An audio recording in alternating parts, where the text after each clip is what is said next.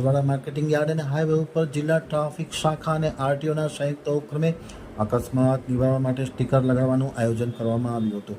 Yard ખાતે તથા highway પર પસાર થતા વાહનોને સ્ટીકર લગાડી અને અકસ્માત નિવારવા માટે બંને ટીમ દ્વારા યોગ્ય માર્ગદર્શન અપાયું।